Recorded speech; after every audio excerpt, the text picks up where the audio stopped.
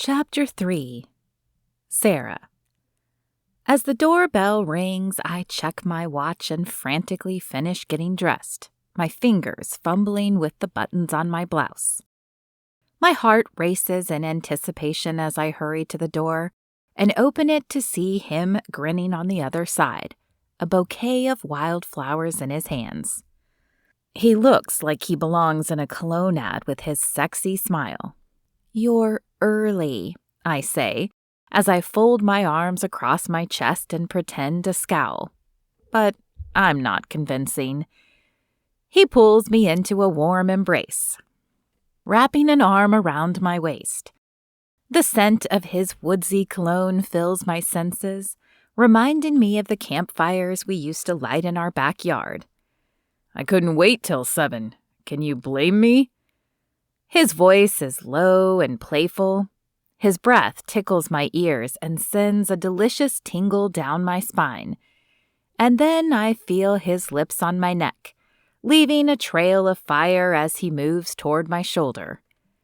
"Not here," I whisper, glancing around before pulling him inside and shutting the door behind us.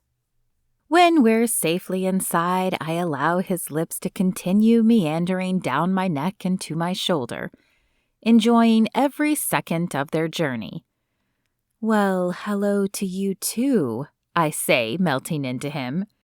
He's acting as if it's been weeks since we've seen each other instead of just days. "I'm sorry." His grin is sheepish as he pulls back, giving him a boyish look. "I just can't help myself." "You don't have to be sorry," I say, enjoying his gaze on my body. I wish I could tug him into my bedroom, but the soft rumbling of my stomach reminds me that I have other needs as well. But I am hungry. I don't think I even had lunch. Immediately, he straightens and shakes his head at me. "Well, you can't do that. I can't have you wasting away on me. Shall we go then?" I grab my jacket and purse and then follow him out the door, locking it behind me. The air is still warm currently, blowing soft kisses across my skin, but it will be cooler once the sun sets. That's one thing about our area. The weather changes quickly. My mother used to always tell me that if I didn't like the weather, I could just wait a few minutes and it would change. "So, where are we going?" He flashes me a mischievous grin as he opens the door for me to slide into the passenger seat. "A little Italian place not far from here. It's a hole in the wall, but it's authentic, and I think you'll enjoy it."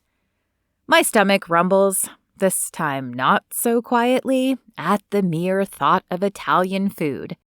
The gooey cheese, the tangy red sauce, the rich red wine. Sounds good. I can't wait. As he drives, I try to guess where we're going, but he only smiles and shakes his head with each suggestion. Half an hour later, we pull into the parking lot of a small building. He wasn't kidding when he said it was a hole in the wall. From the outside, the place barely looks bigger than a garage. But when we enter, I can see why he wanted to come here. All the walls are adorned with beautiful murals that depict vineyards or other famous Italian icons. The low lights create a cozy, intimate atmosphere, and the tables are meticulously dressed with crisp white tablecloths, fine china, and a softly glowing candle. Wow, this is breathtaking. He squeezes my hand briefly, dropping it as the hostess spots us and heads our direction. "Just wait till you try the food." She greets us with a smile, but I notice her eyes stay on JD a little longer than on me. "Table for two?" We nod, and she leads the way to a cozy table in the back, as if guessing that we want to be as far away from other people as possible. As we sit, I take another quick glance around, but there are few people in the restaurant besides us, and they are all focused on their own dinners and paying us no mind. "Can I get you something to drink?" the woman asks as she hands us each a menu. Again, her eyes linger on JD, and I wonder if this happens everywhere he goes.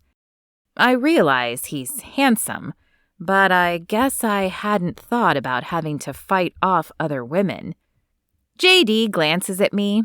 At least he doesn't seem to be noticing the woman's looks. But I shrug and smile, allowing him to decide. "A bottle of your best Sangiovese," he says decisively, and she nods and heads toward the kitchen. I push my jealous thoughts aside and focus on the man across from me. "So, how did you find this place?" "One of my sales trips brought me out here. The food was so amazing that I knew I had to bring you here. I can't think of anyone else I'd rather share it with." He reaches across the table and takes my hand, his thumb caressing my skin in slow circles. "So, what do you suggest then?" I try to focus on the menu, but the heat of his skin against mine makes that difficult. Sensing my struggle, he grins at me, his smile a double entendre that makes my heart dance in my chest. "I recommend anything with the pesto sauce." As I love pesto, I take his suggestion, and we fall into an easy conversation. Though our relationship is new, I love how easy it is to talk with JD. Of course, it helps that we have a lot in common. The waitress returns with our drinks and a bowl of warm bread, and we place our orders, nibbling on the bread and sipping our wine until dinner arrives. When the waitress sets the plate in front of me, my mouth begins to water. The aroma of the pasta is heavenly, and an explosion of flavor bursts in my mouth as I take the first bite. A tiny moan escapes me, and JD grins. "I told you so." "You were right. This is divine." We continue chatting in between bites, and when my glass is empty, JD refills it. Before I know it, my head feels heavy and the focus of the room waxes and wanes. "I think that last glass was one too many," I say, pushing my almost empty cup away. "Then I suppose it's a good thing you aren't driving," JD says, his eyes dancing with laughter. "But you had just as much as I did. You shouldn't drive either." I can hear the slur in my words, and I know it won't be long before sleep claims my consciousness. "Actually, I think you had more than I did. But I had lunch, and I weigh more than you do. Trust me, I'm fine." He pulls out a wad of cash and places a few bills on the table before holding out a hand for me.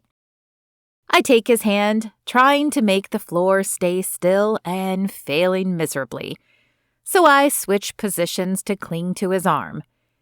It would be obvious to anyone looking at me that I'm inebriated, so I'm very glad that I recognize no one as we leave. The sun has set, and though I'm sure the air is colder than when we entered, I don't feel it. JD helps me into the car and I settle into the seat. I try to keep my eyes open, but the warm air from the heater and the rhythmic sound of the tires on the asphalt relax me enough that I lose the battle with my eyelids and let the darkness win. I vaguely register when we stop, and he helps me out of the car and to my front door. He finds the keys in my purse and opens the door. "I'm sorry I ruined the evening," I say as we step into my living room. My words are slightly clearer, though now heavy with fatigue. "Nonsense." He smiles at me and tucks a strand of hair behind my ear. "The evening was amazing. However, I am going to make sure you get into bed okay before I leave, if that's all right." "I promise not to drink so much next time," I mumble as we head to the bedroom. "Don't give it a second thought. You've been working overtime and you probably needed to relax." That is an understatement, and my affection for JD grows. He pulls back the covers, and I fall into bed, relishing in the softness of the sheets. Thankfully, the dress I'm wearing is one of those soft, slinky numbers and won't be uncomfortable to sleep in. He pulls the covers over my shoulder and gives me a kiss on the forehead before turning off the light and leaving my room. A moment later, I hear the front door shut, and I let sleep overtake me.